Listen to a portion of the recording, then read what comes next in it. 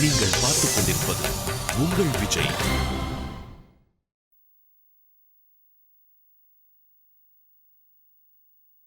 எனக்கு ஆரம்பத்துல இருந்தே அப்படிதான் தோணுச்சு. இல்ல மாமா, அப்படியெல்லாம் ஒண்ணும் இல்ல. ஆக்சுவலி நிஜமாவே அவரு ரொம்ப டயர்டா இருந்தாரு. அது மட்டும் இல்ல, அவருக்கு திடீர்னு உடம்பு சரியில்லாமலும் போயிடுச்சு. அதான், வேற ஒண்ணும் இல்ல. நல்லாதான் இருக்காரு. கார்த்திக் சொல்றது ரொம்ப கரெக்ட் தான். நல்லதா இருக்காரு. என்னங்க, உடம்பு சரியில்லைன்னு கேள்விப்பட்ட உடனே நான் பயந்தே போயிட்டேங்க. ஆனா நம்ம லக்ஷ்மி பக்கத்துல இருந்து மாப்பிள்ளை ரொம்ப நல்லாவே கவனிச்சுக்கிட்டா. என்ன நம்புங்க, அவர் நல்லதா இருக்காரு.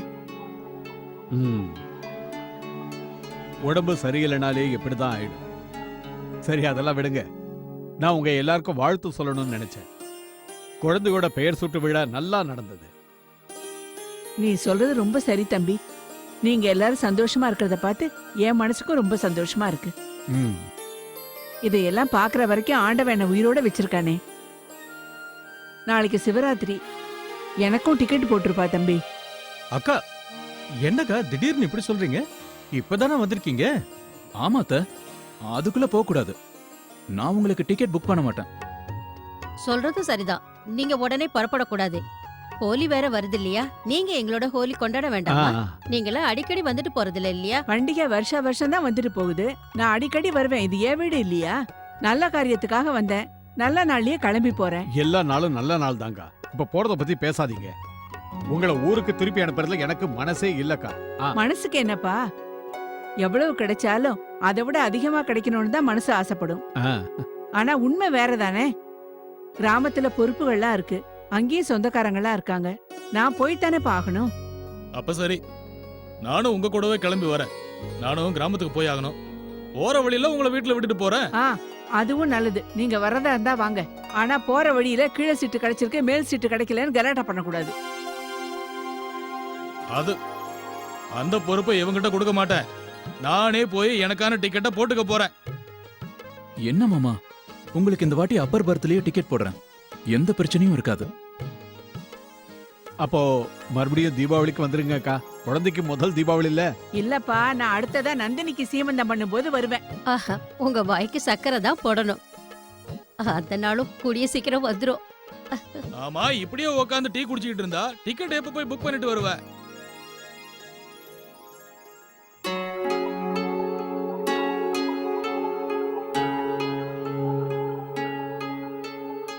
ஏன் போன் எடுக்கலன்னு தெரியலையே. வீட்டுக்கு போன் பண்ணலாம். கார்த்திக், யாருக்கு போன் பண்ற? மாப்பிள்ளைக்கு தான்ப்பா. வேண்டாம், போன் பண்ணாத. ஆனாப்பா, இப்ப போன் பண்ணாத. சொல்றத கேளு கார்த்திக். இந்த மாதிரி உணர்ச்சி வசப்பட்டு மாப்பிள்ளை கிட்ட பேசுறது கொஞ்சம் கூட சரியில்லை. உனக்கு கோபம் வந்தா எப்படி இருக்கும்னு எனக்கு தெரியும். அப்பா, ஆனா என்னால லட்சுமி இந்த நிலைமையில பார்க்க முடியல. அவளும் எதுவும் சொல்ல மாட்டேங்கிறா. இத பாருப்பா, எனக்கு உண்மையிலேயே பயங்கர கோபம் வருது. அவருக்கு இப்படி ஒரு கேவலமான பழக்கம் இருக்குன்னு நம்ம யாருக்குமே தெரியாது. இப்பதானே தெரிஞ்சிருக்கு. அவர்கிட்ட பேசலாம், ஆனா இப்படி கிடையாது. அவசரப்படக்கூடாது. நிதானமா உட்கார்ந்து பேசணும். அப்புறம் நான் லக்ஷ்மி கிட்ட பேசணும்பா. அவ பேசினதை வச்சு பார்க்கும்போது 2 பேருக்குள்ள சின்ன சின்ன பிரச்சனைங்க இருக்கும் போல இருக்கு. அப்புறம் இந்த குடிப்பழக்கத்தை பொறுத்த வரைக்கும் அவரோட ஃப்ரெண்ட்ஸ் தான் காரணங்கிறா. இல்லைன்னா இப்படி பண்ண மாட்டாராம். ஆனா அப்பா, மாப்பிள்ள அவரோட பொறுப்புகளை புரிஞ்சு நடந்துக்கணும்ல. அவர் குடிச்சிருந்த விஷயம் யாருக்கும் தெரியல. அது வரைக்கும் நல்லது.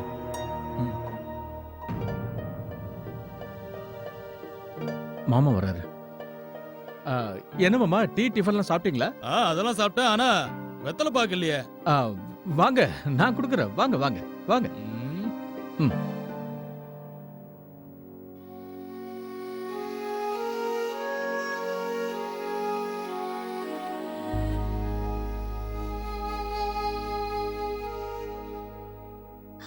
உன் அம்மா எப்பவுமே இனிமே உன் பக்கத்திலேயே இருப்பேன். நீ எதுக்கும் பயப்படக்கூடாது, சரியா? அத்தை கிட்ட பேசிட்டு இருந்ததுல கொஞ்சம் லேட் ஆயிடுச்சு. ஆனா எல்லாரும் கேட்டா நான் என்னன்னு சொல்லுவேன்?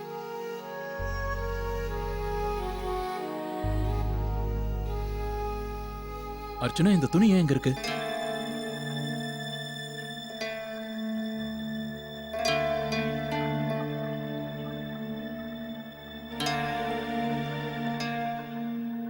அதை எடுத்து உள்ள வச்சிடுறியா?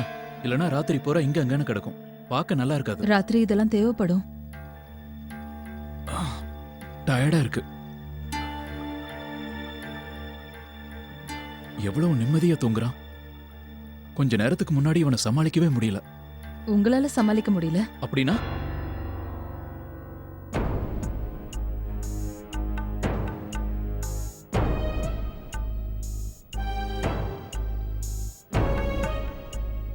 என்ன சொல்ல வர நீ?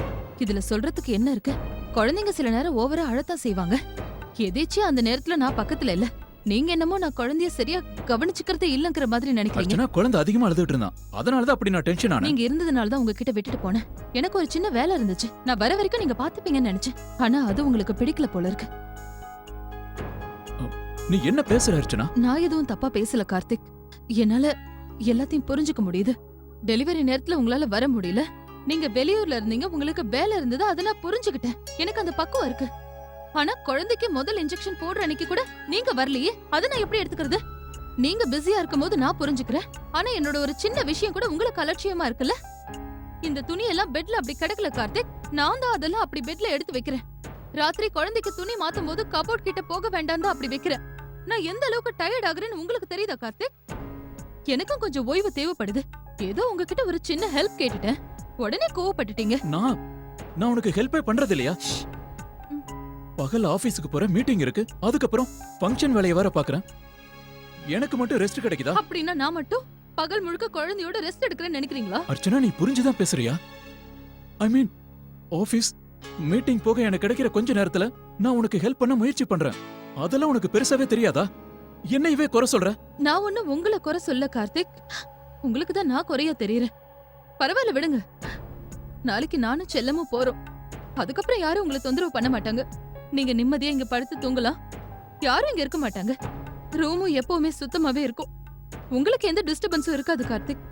நீங்க உங்க வேலையை பண்ணிக்கோங்க. என் குழந்தைய இனிமே நானே பாத்துக்கணும்னு நினைக்கிறேன். என்னால அது முடியும் கூட. என் பொறுப்புகளை நானே எடுத்துக்க நினைக்கிறேன். உங்க மேல நான் அதை சுமத்த நினைக்கல. அம்மா மட்டும் ஏன் இப்படி நினைக்கிறாங்கன்னு தெரியல. நீங்க கவலைப்படாதீங்க. இனிமே குழந்தையோட எல்லா வேலையும் நானே பாத்துக்கிறேன். வீட்டுல எவ்வளவு வேலை இருந்தாலும் அதையும் பாத்துக்கிட்டு குழந்தைய கவனிச்சுக்கிறேன். சில நேரத்துல தவறுகள் நடக்கிறது சகஜம். ஆனா இனிமே நான் கவனமா இருப்பேன். மெதுவா எல்லாத்தையும் நான் கத்துப்பேன். இந்த சின்ன விஷயத்துக்கு போய் நீங்க கொஞ்சம் பொறுமையா இருந்திருக்கலாம். எதுக்காக அவசரப்பட்டு அம்மாவை கூப்பிடணும்? அர்ச்சனா அம்மாவை நான் ஒன்னும் கூப்பிடல. குழந்தை அழுதுகிட்டு இருந்தான். அவன் அழற சத்தத்தை கேட்டுதான் அம்மா வந்தாங்க. நீ போகும்போது குழந்தையை தூக்கிட்டு போயிருக்கலாமேன்னு சொன்னாங்க. நான் குழந்தைய தூக்கிட்டு போயிருப்பேன் கார்த்திக். ஆனா அந்த சமயத்துல என்னால எங்க போன சொல்லு. இல்ல விடுங்க, நீங்க தூங்குங்க. நாளைக்கு நீங்க ஆபீஸ்க்கு போனோம்ல, எப்படியும் இனிமே எனக்கு தூக்கம் வரப்போறது இல்ல. எனக்கு மட்டும் தூக்கம் வருமா என்ன? டென்ஷன் எனக்கு மட்டும் கம்மியான?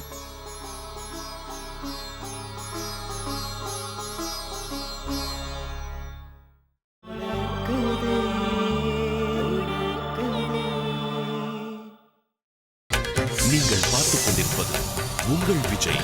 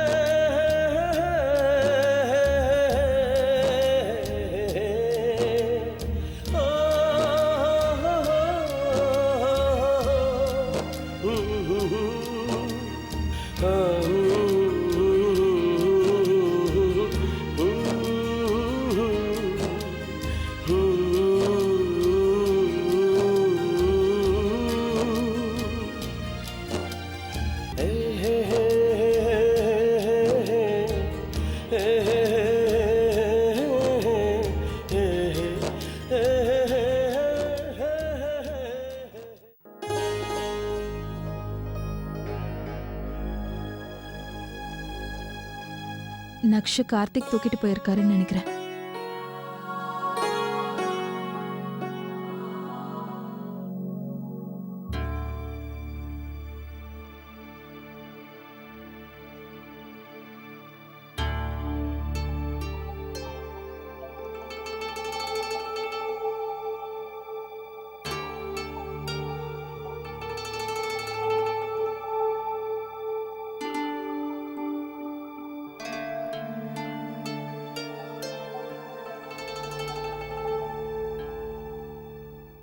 அடடா, என் பேரன் காலங்காத்தாலே எழுந்துடுறானே.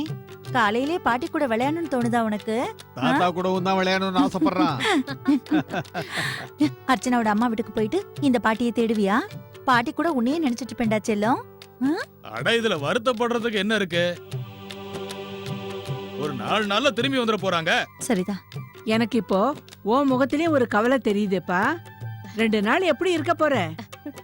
இல்லக்கா, நான் எதுக்காக கவலைப்பட போறேன்? நம்ம செல்லக்குட்டி அவங்க தாத்தா பாட்டி வீட்டுக்கு தானே போறான். சாந்தி, என்கிட்ட கொடுமா. நானும் கொஞ்ச நேரம் குழந்தையோட விளையாடுறேன். அடடடடடடடே. செல்லக்குட்டி, பட்டுக்குட்டி, எப்படி இருக்கீங்க? என்ன பண்றீங்க? இன்னைக்கு எல்லாருமே கிளம்பி அவங்கவுங்க வீட்டுக்கு போறீங்க. வீடே வெறிச்சோடி கிடக்க போகுது. நீங்கெல்லாம் கிளம்பி போயிட்டீங்கன்னா வீடே கலை இல்லாம இருக்கும்ல. ஆ அக்கா மாமா பப்ளு விந்தியா நம்ம தியா எல்லாரும் போயிடுவீங்க. அதான் உங்களுக்கு லட்சுமி இருக்கால்ல, நல்ல வேளை இவ இங்கேயே தங்கிட்டா. இவ கூட இருக்க இந்த தடவை எனக்கு கொஞ்சம் நேரம் கிடைச்சிருக்கு. ஆ, ஆ. பொண்ணுங்களை கல்யாணம் பண்ணி கொடுத்துட்டா எங்க பார்க்க முடியுது? நீங்க சொல்றது என்னமோ சரிதான்க்கா.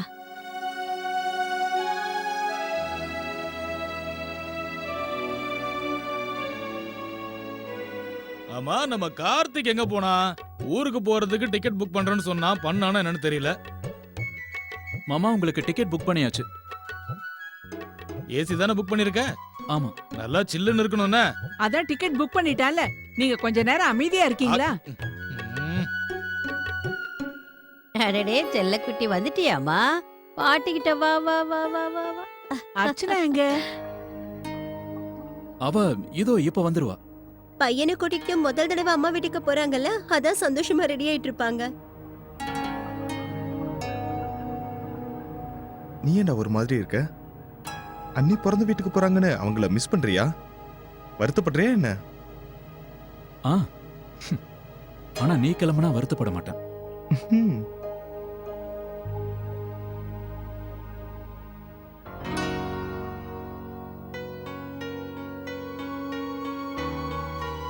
செல்லக்குட்டி, பட்டுக்குட்டி.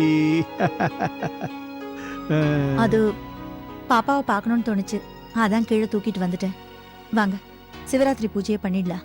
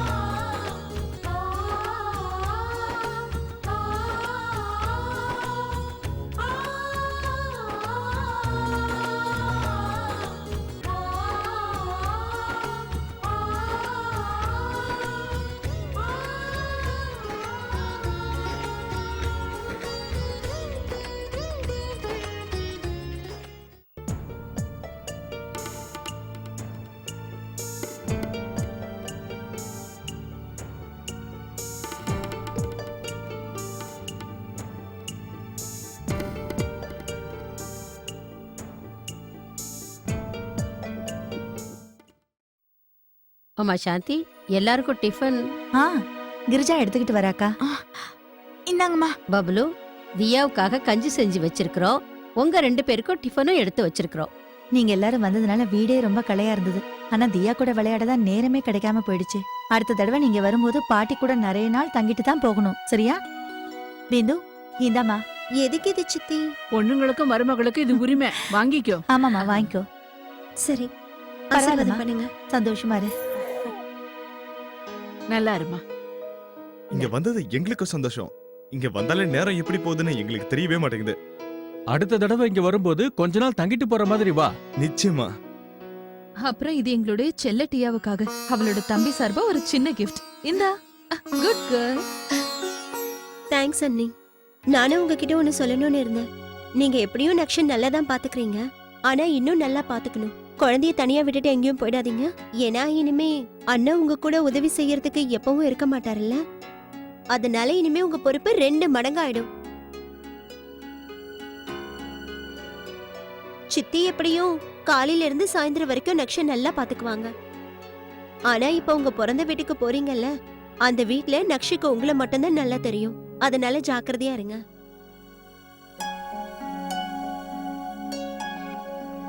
உன் புது ப்ராஜெக்ட் பாஸ் ஆன உடனே எனக்கு சொல்லு. எஸ் அப்கோர்ஸ், நிச்சயமா சொல்றேன். Anyways, thank you so much. நீ ரொம்ப அதிகமா உழைக்கிறேன்னு எனக்கும் நல்லா தெரியும். இருந்தாலும் கொஞ்ச நேரத்தை உன் மனைவி குழந்தைகளோட செலவு பண்ண. டியா உங்ககிட்ட ரொம்ப அட்டாச்சா இருக்கா. அடிக்கடி குழந்தையோட விளையாடு, சந்தோஷப்படுவா. கொஞ்சம் ஏன் பேச்சும் யாராவது கேளுங்க. நீங்களே பேசிக்கிட்டு இருந்தா எப்படி? கிராமத்துக்கு யாராவது போன் பண்ணி சொன்னீங்களா? நாங்க ஊருக்கு புறப்படுறத பத்தி தான். இல்லன்னா அங்க போய் இறங்கினதுக்கு அப்புறம் கூட்டிட்டு போக ஆள் வர மாட்டாங்க. அதான் நான் உங்க கூட வரேன் இல்ல, அப்புறம் எதுக்கு நீங்க இவ்வளவு பிரச்சனை பண்றீங்க? ம். சாந்தி, குழந்தைய கொஞ்ச நேரம் கிட்ட கொடு. போறதுக்கு முன்னாடி என் தங்கத்தோட முகத்தை கொஞ்ச நேரம் பாத்துக்கிறேன். அத்தை,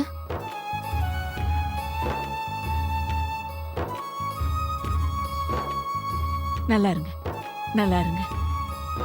இந்தாம்மா, குழந்தைய பத்திரமா பாத்துக்க. நம்ம வீட்டுக்கு வாரிசே வந்தான். ஆனா பொறுப்பு உங்க 2 பேருக்கும் தான். சந்தோஷமா உங்க பொறுப்புகளை செய்யணும்.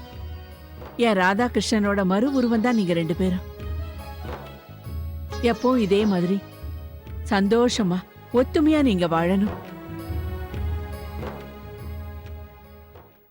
கார்த்திக், நீ அர்ச்சனாவை கூட்டிக்கிட்டு அவங்க பிறந்த வீட்டுக்கு போறல்ல? நான் மாமாவையும் அக்காவையும் ஸ்டேஷன்ல விட்டுட்டு அங்கிருந்து அப்படியே ஆபீஸ் போயிடுவேன். நீயும் ஆபீஸ்க்கு வந்துடு. பெரியப்பா. நல்லா இருமா, நல்லா இருமா. அப்பா, இருக்கட்டுமா, நல்லா இரு, நல்லா இரு. தீர்க்க சுமங்கலியா இருக்கணும். உங்க பிறந்த வீட்டுல எல்லாரையும் விசாரிச்சுன்னு சொல்லு. கார்த்திக் அர்ச்சனாவையும் குழந்தையும் விட்டுட்டு அவ்வளவு சீக்கிரம் நம்ம வீட்டுக்கு வர மாட்டா. வண்டி வந்தாச்சுங்க ஐயா. நான் எல்லாத்தையும் கொண்டு போய் உள்ள வைக்கிறேன். அக்கா, நீங்க 2 பேரும் இனிமே பொறுமையா இருக்கணும். அந்த ஆண்டவ அருளால எல்லாமே நல்லபடியா நடந்துருச்சு. இந்த வீட்ல அவ்வளவு சந்தோஷங்கள் வந்திருக்கு. இனிமே பூஜை தியானம்னு மனசை செலுத்தணும். நான் போயிட்டு வரேன். ஆ, வாங்க. வாங்க.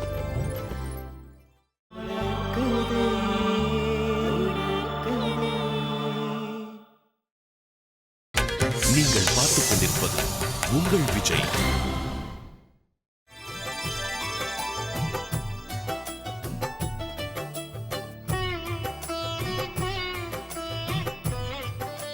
பாட்டி, நான் பிரசாதம் செஞ்சு வச்சிட்டேன். நல்ல பொண்ணு. பூஜைக்கு எல்லாம் ஏற்பாடு முடிஞ்சிருச்சா? பண்ணிட்டேம்மா. பாலா, சீக்கிரம் ஆகட்டும், நேரம் ஆகுதுல்ல. சரிங்க. ராதிகா, அங்க பாரு, வீட்ல எல்லாரும் ரொம்ப சந்தோஷமா இருக்காங்க. இப்படி இருந்தா பண்டிகை பல மடங்கு அதிகமாகும். உண்மைதாம்மா. அம்மா, அர்ச்சனாவோட ரூம் ரெடி ஆயிடுச்சு.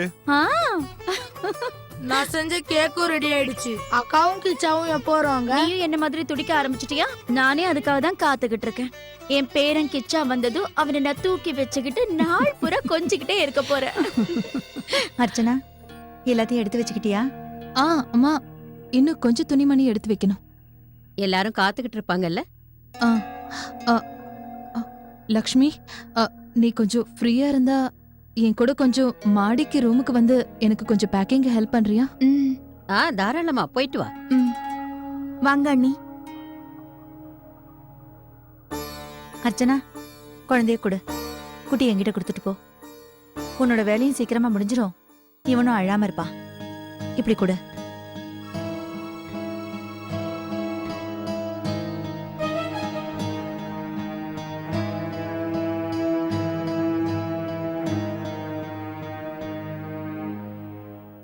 சொல்லுங்க அண்ணி, வேற என்ன செய்யணும்? நான் உன் கூட பேசதான் உன்னை இப்ப வர சொன்னேன். நீ கஷ்டத்துல இருக்குன்னு எனக்கு தெரியும், புரியுது. எல்லாரும் ஏதோ ஒரு கட்டத்துல இந்த நிலைமைக்கு ஆளாவாங்க. எனக்கும் கார்த்திக்கும் நடுவுல கூட ஒரு வாட்டி பிரச்சனை வந்தது. அந்த பிரச்சனையினால நான் இன்னைக்கு வீட்டை விட்டு வெளியில போயிட்டேன். எனக்கு போக விருப்பம் இல்லதான், ஆனா சந்தர்ப்பமும் சூழ்நிலையும் அப்படி ஆயிடுச்சு. ஆனா அப்புறமா தான் ஒரு விஷயம் புரிஞ்சது. நாங்க 2 பேரும் உட்காந்து என்ன பிரச்சனைன்னு டிஸ்கஸ் பண்ணி சால்வ் பண்ண நினைச்சிருந்தா நிச்சயமா சால்வ் ஆயிருக்கும். லக்ஷ்மி எல்லாரோட கல்யாண வாழ்க்கையிலயும் நிச்சயமா இந்த மாதிரி ஒரு நிலைமை வரும். அப்ப என்ன பண்றதுன்னு நமக்கு புரியாது. ஆனா நாம கொஞ்சம் புத்திசாலித்தனமா நடந்துக்கிட்டோம்னா இந்த நிலைமையை நம்ம கடந்து வந்துடலாம். அதுக்கப்புறமா ஹஸ்பண்ட் அண்ட் ஒய்ஃப்குள்ள பிரச்சனைகளே வராது. உண்மையா? நான் உங்ககிட்டயும் அதே தான் சொல்ல விரும்புறேன். இத பார், நீ எந்த முடிவு எடுத்தாலும் சரி, அவசரப்பட்டு மட்டும் எடுத்துறாத. இப்ப உட்காந்து பேச அந்த அளவுக்கு எனக்கு டைமும் இல்ல. ஆனா நான் சீக்கிரமே திரும்பி வந்துருவேன். 2 நாளைக்கு தான் அங்க போறேன். அது மட்டும் இல்லாம நான் டெய்லி உனக்கு ஃபோன் பண்ணி பேசுறேன். அதுவும் எந்த நேரத்துலயும் உனக்கு என்கிட்ட ஏதாவது டிஸ்கஸ் பண்ணணும்னு தோணுச்சுன்னா தயங்காம எனக்கு ஃபோன் பண்ணு. ஆனா அது வரைக்கும் இந்த டைவர்ஸ் வேணும் அது இதுன்னு யார்கிட்டயும் சொல்லி வைக்காத லக்ஷ்மி. இங்க பாரு, நான் திரும்ப வர வரைக்கும் கொஞ்சம் வெயிட் பண்ணு. அதுக்கப்புறமா என்ன பண்ணலான்னு உட்காந்து பேசி முடிவெடுப்போம். லக்ஷ்மி, எப்பவுமே நீ நல்லதை தான் நினைக்கணும். புரியுதுல்ல?